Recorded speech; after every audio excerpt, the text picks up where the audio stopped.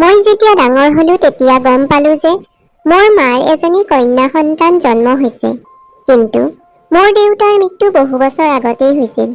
মই মাক ঘৃণা কৰিছিলো কাৰণ তেওঁ ভুল কৰিছিল আৰু সেই ছোৱালীজনীক মায়ে সদায় লুকুৱাই ৰাখিছিল।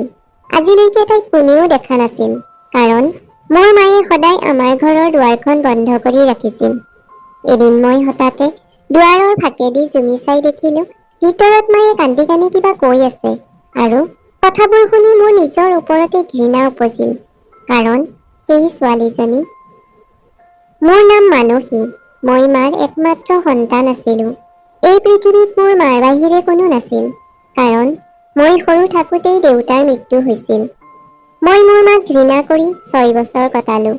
কিন্তু মোৰ মায়ে সদায় মোক ভাল পাই আহিছে। মই যেতিয়া স্কুলত যাব ধৰিলো মায়ে মোক সদায় স্কুললৈ অনা নিয়া কৰিছিল। আগতে মই কেৱল মাৰ লগতহে শুইছিলো। তেওঁ যদি ঘৰৰ পৰা কাৰোবাৰ ঘৰলৈ অলপ সময়ৰ বাবেও যায় তেন্তে মই চিন্তাত পৰিবলৈ আৰম্ভ কৰিছিলো। মই আমাৰ ঘৰৰ দুৱাৰ মুখত বহি কান্দি আছিলো। মোৰ কান্দোন শুনি মায়েও কান্দিবলৈ ধৰিছিল। তেওঁ মোৰ ওচৰলৈ দৌৰি গৈ মোক কোলাত তুলি লৈ গালে মুখে চুমা খাইছিল। মোৰ ভয় লাগিছিল যে দেউতাৰ দৰে মায়েও মোক এৰি থৈ যাব আৰু মই এই ঘৰত অকলে মৰিম। কিন্তু মই যেতিয়া 14 বছৰ হলো তেতিয়া মায়ে এজনী কন্যা সন্তান জন্ম দিলে আৰু তাইক কোঠাৰ ভিতৰত লুকুৱাই ৰাখিলে। যেতিয়া মই এই বিষয়ে গম পালো তেতিয়া মই মাক বেয়া পাবলৈ ধৰিলো। মই ভাবিবলৈ ধৰিলো যে তেওঁ ভাল চৰিত্ৰৰ মহিলা নহয় কাৰণ মই সৰু থাকোঁতেই দেউতাৰ মৃত্যু হৈছিল। এনেকৈ 6 বছৰ পাৰ হৈ গ'ল। দিন পাৰ হৈ যোৱাৰ লগে লগে মই মাৰ লগত কথা নপতা হলো আৰু বেছি ঘৃণা কৰিবলৈ ধৰিলো। কিন্তু মায়ে সদায় মোক বুজাবলৈ চেষ্টা কৰিছিল।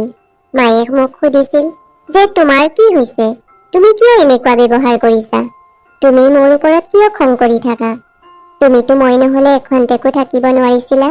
কিন্তু এতিয়া তোমাৰ হৃদয়ত মোৰ প্ৰতি ইমান ঘৃণা ক'ৰ পৰা আহিল? তেতিয়া মই মাক সুধিলো, কোৱা, যেতিয়া আমাৰ দেউতা বহু বছৰ আগতে মৃত্যু হৈছিল আৰু তাৰ পিছতো তোমাৰ এই ছোৱালীজনী ক'ৰ পৰা আহিল? মায়ে মোৰ কথাৰ কোনো উত্তৰ নিদি মৌন হৈ পৰিল। যাক মায়ে মোৰ ভনী বুলি কৈছিল তাই মোক ক'বলৈ ধৰিলে, বা মাৰ লগত কাজিয়া নকৰিবা। যেতিয়াই তাই মোৰ ৰুমত আহিছিল মই তাইক চকু পকাই কোঠাৰ পৰা বাহিৰলৈ ঠেলা মাৰি উলিয়াই দিছিলো আৰু তাই কান্দি কান্দি মাৰ ওচৰলৈ গুচি গৈছিল। কিন্তু মায়ে মোক কেতিয়াও একো নকলে। মোৰ মাৰ 40 বছৰ বয়সতে মুখত বহুত দাগ আৰু চকুৰ গুৰিত ক'লা দাগ দেখা গৈছিল আৰু এনে লাগিছিল যেন তেওঁৰ কিবা এটা ভুল হৈছে যাৰ বাবে তেওঁ টোপনি যাব পৰা নাই। মই ভাবিলো যে হয়তো মায়ে কৰা পাপৰ প্ৰভাৱ এইটোৱেই আৰু ইয়াৰ বাবেই হয়তো তেওঁ মোৰ অবৈধ ভনীজনীক সকলোৰে পৰা লুকুৱাই ৰাখিছিল। কোনোবাই যদি দুৱাৰত টোকৰ মাৰে তেন্তে মায়ে প্ৰথমে মোৰ ভনীজনীক কোঠাটোলৈ পঠিয়াই দিছিল আৰু তাৰ পিছত দুৱাৰখন খুলি দিছিল। এই সকলোবোৰ দেখি মোৰ বৰ খং উঠিছিল। এদিন মায়ে মোৰ ওচৰলৈ আহি ক'লে যে তুমি দুপৰীয়া অলপ সাজি কাচি থাকিবা, তোমাক চাবলৈ ল'ৰা আহিব। আৰু তেওঁ লোক বহুত ভাল মানুহ। মই তেওঁৰ কথাৰ কোনো উত্তৰ নিদিলো আৰু মোৰ ৰুমত গুচি গলো। দুপৰীয়া যেতিয়া আলহী আমাৰ ঘৰলৈ আহিলে মা মোৰ ৰুমলৈ আহিল। কিন্তু মই সাজু হোৱা নাছিলো। মায়ে মোক ক'বলৈ ধৰিলে, তুমি এতিয়াও সাজু হোৱা নাই? ইতিমধ্যে তেওঁলোক আহি পাইছেই। তেতিয়া মই খঙতে ক'লো, মোৰ কথা চিন্তা কৰাৰ কোনো প্ৰয়োজন নাই। মই এতিয়া বিয়া নহওঁ। তুমি তোমাৰ মৰমৰ ছোৱালীজনীকে বিয়া দিয়া, যাক তুমি সকলোৰে পৰা লুকুৱাই ৰাখিছা। মায়ে মোৰ মুখৰ ওপৰত হাত থৈ ক'লে, মই হাতজোৰ কৰি কৈছো, মনে মনে থাকা, কাকো নকবা, তোমাৰ যে এজনী ভনী আছে। মই তেওঁক ক'লো যে তোমাৰ এই পাপ কিমান দিনলৈ লুকুৱাই ৰাখিবা? সোনকালে বা দেৰিকৈ সকলোৱে এই বিষয়ে গম পাব। তেতিয়া মায়ে ক'লে যে মই এই চহৰখন এৰি গুচি যাম। কিন্তু মোক আচৰিত কৰা কথাটো হ'ল যে মায়ে এই ছোৱালীজনীক সদায় লুকুৱাই ৰাখিছিল। আজিলৈকে ছোৱালীজনীক কোনেও দেখা নাই। এতিয়াতো তাইও গাভৰু হৈছিল। এদিন যেতিয়া মই তাইৰ কোঠাৰ দুৱাৰখন কিবা কামৰ বাবে খুলিছিলো মই ভিতৰৰ পৰা মাৰ মাতটো শুনা পালো। মই মনে মনে ভিতৰলৈ ভুমুকি মাৰিলো। মায়ে সেই নিৰীহ ছোৱালীজনীৰ লগত বহি কান্দি কান্দি থকাৰ বাবে মোৰ উশাহ বন্ধ হ'বলৈ ধৰিলে আৰু মই তেওঁ কোৱা কথাবোৰ শুনি আছিলোঁ। কথাবোৰ শুনি মোৰ ভৰিৰ তলৰ পৰা মাটি ওলাই গ'ল। মাক কান্দি থকা দেখি মোৰ সহ্য নহ'ল। মই খৰধৰকৈ মাৰ ওচৰলৈ গৈ ক'লো, এতিয়া কি কৈ আছিলা? কি হ'ল? সঁচা কথা নোকোৱা কিয়? মায়ে কৈছিল যে মই কাৰোবাক প্ৰতিশ্ৰুতি দিছিলোঁ যে মই কেতিয়াও সঁচা কথা নকওঁ। কিন্তু তোমাৰ ব্যৱহাৰে মোক সঁচা কথা ক'বলৈ বাধ্য কৰিছে। মোৰ এজনী ছোৱালীৰ মৰমৰ স্বাৰ্থত আনজনীক নিজৰ পৰা আঁতৰাই ৰাখিছোঁ। কিন্তু এতিয়া এই দুখ মই সহ্য কৰিব নোৱাৰা হৈছোঁ। কাইলৈ মোৰ মৃত্যুৰ পিছতো তুমি মোক ঘৃণা কৰিবা। তুমি ভাবিছা তোমাৰ মায়ে কিবা পাপ কৰিছে। কিন্তু তেনেকুৱা একো নহয়। আজি মই তোমাক গোটেই সঁচা কথা ক'ব বিচাৰিছোঁ। মই মোৰ মাৰ ওচৰত বহি তেওঁৰ কথা শুনিবলৈ ধৰিলোঁ। মায়ে ক'বলৈ ধৰিলে, আমাৰ 6জনী বাই-ভনী আৰু এজন ভাই আছিল। ভৰ জীৱনতে ডাঙৰ বাইজনী বিধৱা হৈ ঘৰলৈ উভতি আহিছিল। এই কথাত মায়ে বৰ চক খাই বিচনাত পৰি আছিল। দেউতাই আগতে পথাৰত খেতিৰ কাম কৰিছিল। আগতে আমি এখন সৰু গাঁৱত বাস কৰিছিলোঁ। আমাৰ গাঁৱৰ অৱস্থা বৰ বেয়া আছিল। তাত থকা সকলো মানুহে শ্ৰমিকৰ কাম কৰি জীৱিকা উপাৰ্জন কৰিছিল। মাত্ৰ 2-3 ঘৰ মানুহ আছিল যি ধনী আছিল। কিন্তু তেওঁলোকৰ কাকো সহায় কৰিবলৈ ডাঙৰ হৃদয় নাছিল। তেওঁলোকে কেৱল নিজৰ কথাহে ভাবিছিল। আমাৰ ভাইটি সকলোতকৈ সৰু আছিল। বাবাই তাক স্কুললৈ পঠিয়াবলৈ ধৰিলে। আমাৰ ভাইটি আৰু সৰু ভনী দুয়ো স্কুললৈ যাবলৈ ধৰিলে। বাবাই ক'লে যে ইহঁত দুয়ো পঢ়া শুনা কৰি কিবা এটা হ'ব পাৰিলে আমাৰ দিনবোৰ সলনি হ'ব পাৰে। আমি বাই-ভনী কেইজনীয়ে ঘৰতে চিলাই কাম কৰিছিলোঁ। তাৰ পৰা যি টকা পাইছিলোঁ ঘৰৰ ৰেচনৰ বাবদ খৰচ কৰিছিলোঁ। আমি যিসকল মহিলাৰ কাপোৰ চিলাই কৰিছিলোঁ সেই ঘৰৰ মহিলাসকলে আমাক বেছি টকা নিদিয়ে। কিন্তু আমি কিবা ক'লে এই টকাও নাপাম বুলি একো কোৱা নাছিলোঁ। নাজানো কিয় ভগৱানে আমাক ইমান দুখ কষ্ট দিছে। আমি কিমান অসহায়। মা বৰ বেছি অসুস্থ হ'বলৈ ধৰিলে আৰু ডাঙৰ বাইদেৱে কৈছিল যে বাবা কাৰোবাৰ পৰা ঋণ লৈ মাক চহৰৰ এজন ভাল ডাক্তৰৰ ওচৰলৈ নিয়ক। দিনে নিশাই মাৰ দুখ কষ্ট আৰু চাই থাকিব নোৱাৰো। বাবাই ক'লে, মই কি কৰিম? মই প্ৰতিদিনে বহুত কষ্ট কৰোঁ। কিন্তু মই যিসকলৰ বাবে কাম কৰোঁ তেওঁলোক বৰ নিষ্ঠুৰ মানুহ। মোৰ সৰু এটা ভুল হ'লেও টকা কাটে। তোমাৰ মাক যদি আমি চহৰলৈ লৈ গৈ ডাঙৰ ডাক্তৰক দেখাওঁ, প্ৰথমে তেওঁ সকলো পৰীক্ষা কৰিব দিব। তাতেই আমাৰ হাজাৰ হাজাৰ টকা খৰচ হ'ব। তাৰ পিছত আমি অধিক চিকিৎসাৰ বাবে টকা ক'ৰ পৰা পাম? আগৰ ঋণবোৰেই এতিয়াও পৰিশোধ হোৱা নাই আৰু আমাৰ দৰে দুখীয়াক কোনে ধাৰ দিব? মই নিজেই বৰ চিন্তাত পৰিছোঁ। য'তেই চাওঁ তাতেই কেৱল আন্ধাৰেই দেখা পাওঁ। আমি ছোৱালী কেইজনীও বিয়াৰ বয়স পালোহি। বাবা আৰু মাৰ বৰ চিন্তা হৈ পৰিল। এদিন মাই ক'লে, কোনোবাই যদি এই ঘৰটো বন্ধকত ৰাখে তেন্তে অলপ টকা পালো হয়। কেনেবাকৈ ছোৱালী কেইজনীক বিয়া দিব পাৰিলো হয়। বিয়াৰ পিছত আমি টকাখিনি অলপ অলপকৈ ঘূৰাই দিম। আমি বাবাক আমাৰ ঘৰটো বন্ধকত ৰাখিবলৈ মানা কৰিলো। কিন্তু তেওঁ নুশুনিলে। এদিন গৰমৰ দিনত বাটত বাবাৰ মূৰ ঘূৰোৱা যেন লাগিল আৰু তাতেই বাগৰি পৰিল আৰু কিছুমান মানুহে তেওঁক ঘৰলৈ লৈ আনিলে। যেতিয়া বাবাৰ জ্ঞান আহিল তেতিয়া তেওঁৰ হাতত টকা নাছিল। তেওঁ পাগলৰ দৰে কিবা বিচাৰি নাপাই হুক হুকাই কান্দিবলৈ ধৰিলে। আমি যেতিয়া বাবাক সুধিলো তেতিয়া তেওঁ আমাক গোটেই কথাখিনি ক'লে যে তেওঁ আমাৰ ঘৰটো বন্ধকত দি টকা লৈ আহিছিল। কিন্তু প্ৰখৰ ৰ'দত তেওঁৰ বাটতে মূৰ ঘূৰাই অচেতন হৈ পৰিল আৰু তেওঁৰ টকাখিনি কোনোবাই কাঢ়ি লৈ গ'ল। আমিও তেওঁৰ কথা শুনি কান্দিবলৈ ধৰিলো। কাৰণ আমাৰ মাত্ৰ এটা ঘৰ আছিল। সেইটোও বাবাই ধ্বংস কৰি পেলালে। ঘৰটো বন্ধকত থোৱা টকা খিনিও চুৰি হ'ল।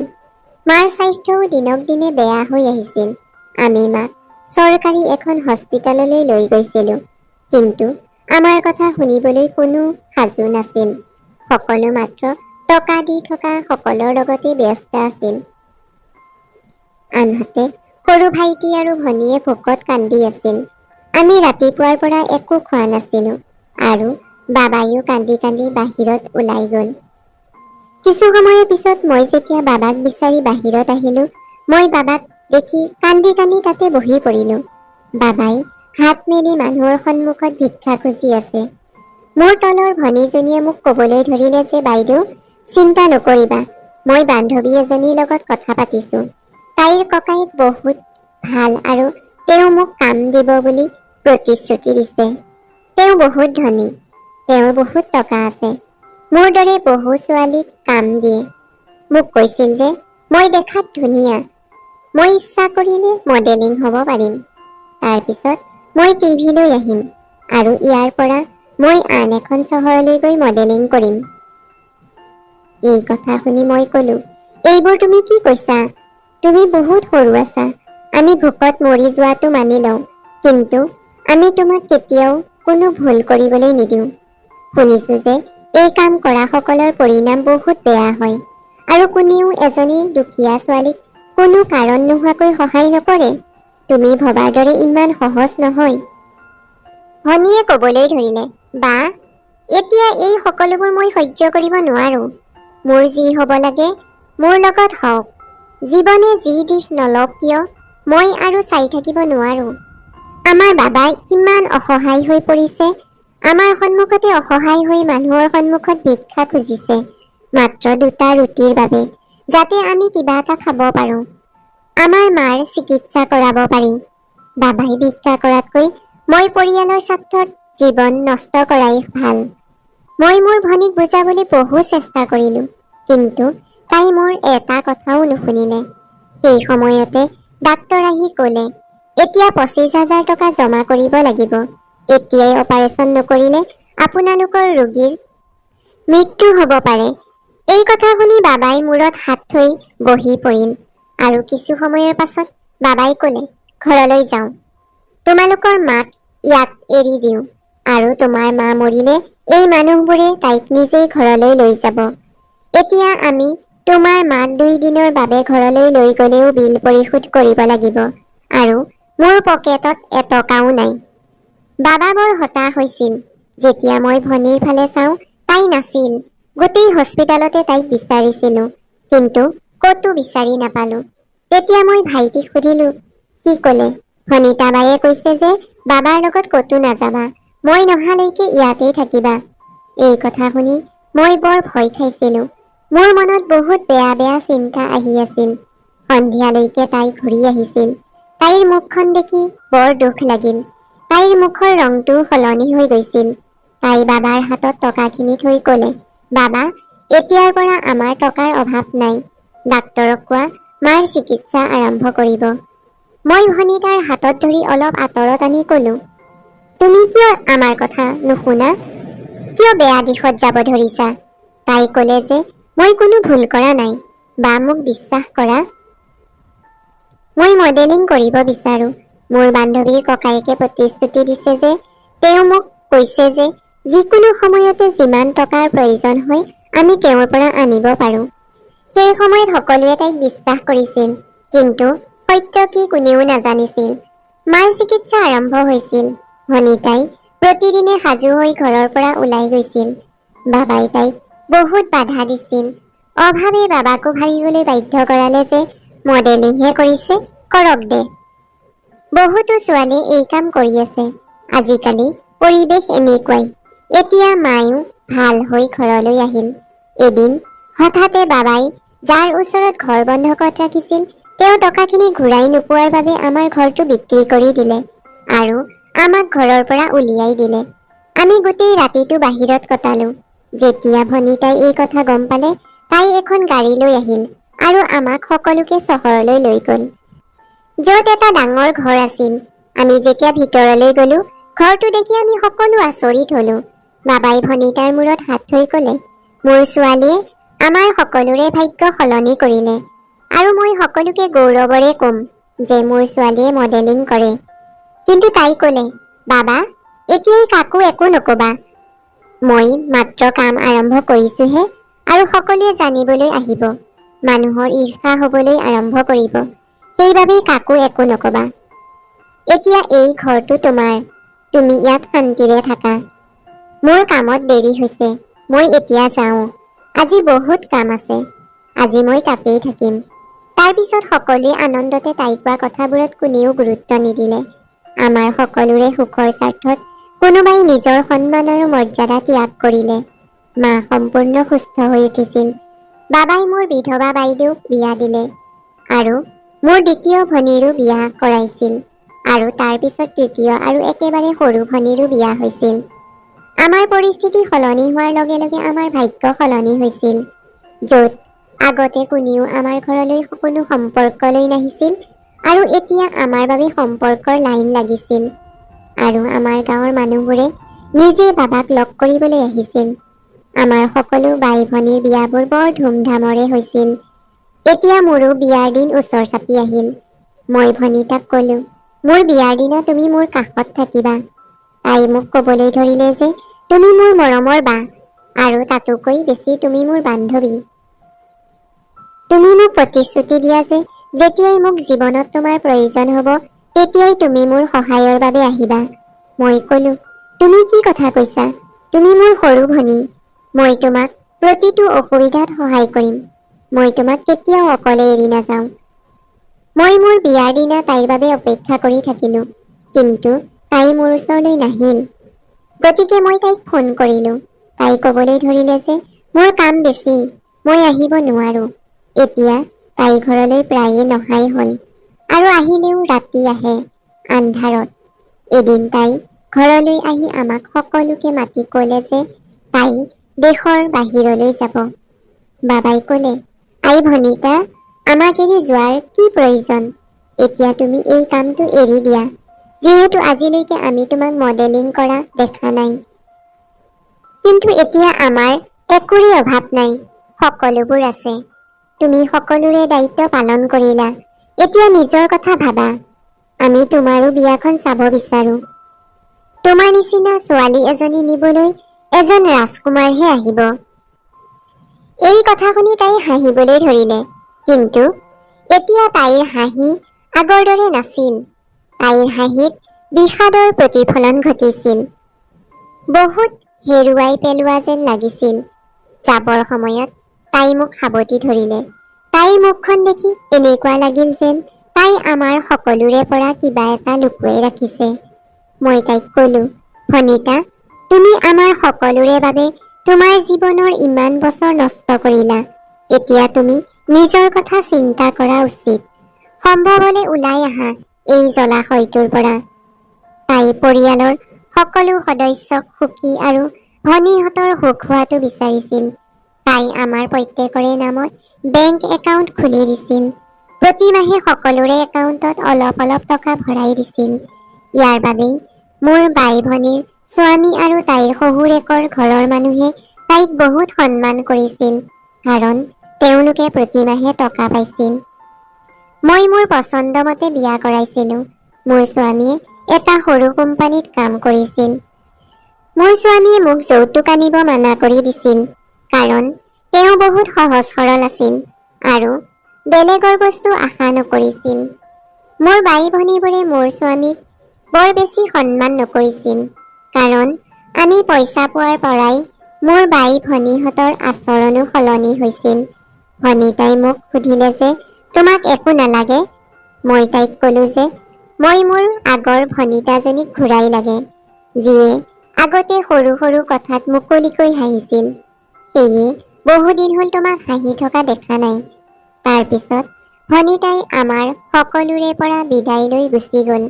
যাবৰ সময়ত তাই মা আৰু বাবাক কেইখনমান কাগজ আৰু ATM কাৰ্ড দিলে, যাতে প্ৰয়োজন হ'লে টকা উলিয়াই আনিব পাৰে। কেতিয়াও কোনেও তাইক সোধা নাছিল যে তাই ইমান টকা ক'ৰ পৰা পায়। মই যদি কেতিয়াবা সুধিব বিচাৰো, তেতিয়া মোক পৰিয়ালৰ সকলোৱে কয় যে তুমি ভনীয়েৰাক সন্দেহ কৰিছা।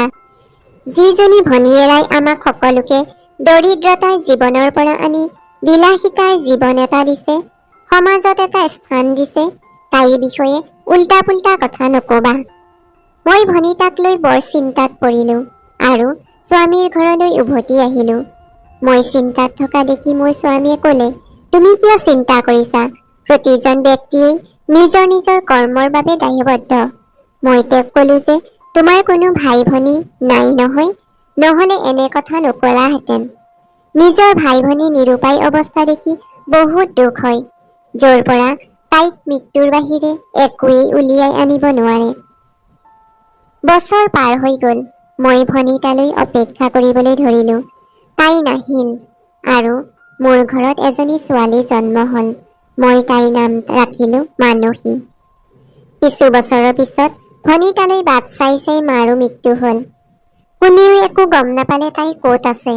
হঠাৎ এদিন আমি খবৰ পাইছিলো যে ভনীতাৰ এটা দুৰ্ঘটনাত মৃত্যু হৈছে। কিন্তু মোৰ মনে এই কথাটো মানি ল'বলৈ সাজু নাছিল। মই সদায়ে অনুভৱ কৰিছিলো যে তাই জীয়াই আছে। মা মৰাৰ কিছুদিনৰ পিছত মোৰ স্বামীৰো মৃত্যু হ'ল। হয়তো মোৰ ভাগ্যত সুখ সিমানেই আছিল। দুখ আৰু চকুৰ পানীৰে মাহবোৰ বছৰলৈ পৰিণত হ'ল। আৰু যেতিয়া মোৰ ছোৱালীজনীৰ 14 বছৰ বয়স হ'ল, তেতিয়াই এদিন মোলৈ ভনীতাৰ ফোন আহিল। ইমান বছৰৰ পিছত তাই ফোন কৰিলে, গতিকে মই দৌৰা দৌৰিকৈ তাইক লগ কৰিবলৈ গ'লো। তাই হস্পিটেলত আছিল। মোক সাৱটি ধৰি বহুত কান্দিছিল। তাইৰ এজনী ছোৱালী জন্ম হৈছিল। তাইক বৰ দুৰ্বল লাগিছিল। মোৰ এনে লাগিছিল যেন তাই মোৰ ভনীতা নহয়, আন কোনোবা মহিলা। মুখৰ আধা অংশ জ্বলি গৈছিল। মই তাইক সুধিলো, এইবোৰ কি? তুমি বিয়া হৈ গ'লা আৰু তুমি জীয়াই আছা বুলি কিয় কোৱা নাছিলা? তুমি মৰা বুলি তেতিয়াহ'লে মানুহে কিয় ক'লে? তাই নিজৰ হাত দুখনলৈ চাবলৈ ধৰিলে আৰু মোক ক'লে, বাইদেউ, মই জানি বুজি এই পথটো বাছি লৈছিলো। মই নিজৰ ইচ্ছামতে প্ৰাণ আহুতি দিছিলো। কোনেও গম পোৱা নাছিল মই কি কৰোঁ। সেই সময়ত মাৰ অৱস্থা মই চাই থাকিব পৰা নাছিলো। মই বান্ধৱীৰ ককায়েকৰ ওচৰলৈ গ'লো। তেওঁ ক'লে যে মডেলিং কৰাৰ আগতে মই তোমাৰ অভিনয় চাব বিচাৰো। মই ক'লো, অনুগ্ৰহ কৰি মোক সোনকালে কওক মই কি কৰিব লাগে, কাৰণ মই হস্পিটেলত টকা দিব লাগে মোৰ মাৰ অপাৰেশ্যনৰ বাবে। তেতিয়া মানুহজনে ক'লে, যদি তোমাৰ ইমান সোনকালেই টকা লাগে তেন্তে এই টকা লোৱা। আৰু মই টকাখিনি লৈ হস্পিটেললৈ আহিছিলো। কিন্তু টকাখিনি দিয়াৰ আগতে মানুহজনে যি চৰ্ত দিলে, মোৰ পৃথিৱীৰ সকলো পুৰুষৰ প্ৰতি বিশ্বাস হেৰাই গৈছিল। তুমি ঠিকেই কৈছিলা, যেতিয়া তুমি কৈছিলা যে কোনো লোভ নোহোৱাকৈ কোনেও কাকো সহায় নকৰে, আৰু বিশেষকৈ দুখীয়া ছোৱালীক। তাৰ পিছত যেতিয়া তেওঁ মোৰ ওপৰত সন্তুষ্ট হ'ল, তেতিয়া তেওঁ মোক বেশ্যালয়ত বিক্ৰী কৰিলে। তাতেই গম পালো যে কিমান নিৰীহ ছোৱালীক নিজৰ স্বীকাৰ কৰি লৈছে। আৰু তাৰ পিছত মই সকলো অকলেই সহ্য কৰি থাকিলো। সময় পাৰ হৈ গ'ল। মই বহুত টকা পাবলৈ ধৰিলো, কিন্তু মোৰ নিজৰ মূল্যৱান সম্পদ হেৰুৱাই পেলালো। মই সন্মানজনক জীৱন এটা কেনেকৈ কটাব পাৰিম? সেইবাবে ভাবিছিলো যে মই কেতিয়াও মোৰ পৰিয়ালৰ সদস্যক একো নকওঁ। তোমালোক সকলোৰে বিয়া হৈ গ'ল। তোমালোকৰ সংসাৰ দেখি মোৰো এনে লাগিল যদি মোৰ স্বামী আৰু সন্তান থাকিলহেঁতেন। কিন্তু মোৰ কামৰ কথা মনত পৰে। যদি মই এই কাম নকৰিলোহেঁতেন, তেন্তে মোৰ মা, বাবা, মোৰ ভনীহঁতৰ কি অৱস্থা হ'লহেঁতেন? কোনেও তোমালোকৰ কথা নাজানে, কাৰণ মই কাকো মোৰ পৰিয়ালৰ সদস্যৰ বিষয়ে একো কোৱা নাই। সেইকাৰণে মই কাৰো আগত নোলাওঁ, কাৰণ ৰাতিৰ আন্ধাৰত মোৰ গ্ৰাহক হোৱা মানুহবোৰ দিনৰ পোহৰত ভদ্ৰতাৰ অভিনয় কৰি ঘূৰি ফুৰে। আৰু এদিন ফাঁকি মাৰি ঘৰৰ পৰা একেবাৰে গুচি আহিলো। বছৰবোৰ এনেকৈয়ে পাৰ হৈ গ'ল। এদিন নতুন ছোৱালী এজনী বেশ্যালয়ত আহিল। তাই মোক হিংসা কৰিছিল আৰু মোৰ ঠাই ল'ব বিচাৰিছিল। এদিন তাই মোৰ মুখখন জ্বলাই দিলে। যেতিয়া মোৰ জ্ঞান আহিল, মই নিজৰ কথা চিন্তা কৰা নাছিলো, কাৰণ মোৰ নিজৰ শৰীৰটোৰ প্ৰতি কোনো মোহ মায়া নাছিল। তাৰ পিছত যেতিয়া তেওঁলোকে মোৰ পৰা কোনো লাভ নোহোৱা হ'ল, তেতিয়া তেওঁলোকে মোক তাৰ পৰা বাহিৰ উলিয়াই দিলে। মোক বেশ্যালয়ত এৰি যোৱা মানুহজনৰে ছোৱালী আছিল, যাৰ কাৰণে মই সেই ঠাইৰ পৰা ওলাই আহিলো। নিজৰ জীয়েকক বেশ্যালয়ত দেখি মানুহজন পাগল হৈ গ'ল। তেওঁৰ এই কাৰ্যৰ শাস্তি পাইছিল। জীয়েকেও একে কামেই কৰিব লগা হৈছিল। সমাজৰ প্ৰতিটো ঘৰতে কিবা নহয় কিবা কাহিনী থাকে। কিছুমানৰ লগত ভাল হয়, আন কিছুমানৰ লগত বেয়া হয়, আৰু কোনোবাই সন্মান বচাবলৈ লুকুৱাই ৰাখে। হয়তো সেইদিনা মই মৰিলোহেঁতেন, কিন্তু এজন মানুহে মোক ৰক্ষা কৰিলে। যেতিয়া মই তেওঁক মোৰ নিজৰ সকলো কথা কলো, তেতিয়া তেওঁ মোক ক'লে মোক বিয়া কৰা মানে, কাৰণ তেওঁ মোৰ দৰে পৰিস্থিতিৰ চিকাৰ হৈছিল। তেওঁ মোক বিয়া কৰাইছিল মোৰ অতীত আৰু জ্বলি যোৱা মুখ এখন লৈ। মোৰ বিয়া 2 বছৰ হ'ল। যেতিয়া ডাক্তৰে মোক ক'লে যে মই মা হ'ব ওলাইছো, খবৰ পোৱাৰ লগে লগে মোৰ ভয় হ'বলৈ ধৰিলে। কাৰণ মই জানিছিলো যে যদি মোৰ ছোৱালী জন্ম হয় তেন্তে বেশ্যালয়ত গম পাব আৰু সিহঁতে মোৰ পৰা কাঢ়ি নিব ছোৱালীজনীক। মই মোৰ স্বামীক ক'লো যে আমি ইয়াৰ পৰা পলাব লাগিব, আৰু মোৰ কথা সঁচা হ'ল। তেওঁলোকে আমাক পিছা কৰিবলৈ ধৰিলে। মাত্ৰ 2 মাহ আগতে মোৰ স্বামীৰ মৃত্যু হয়।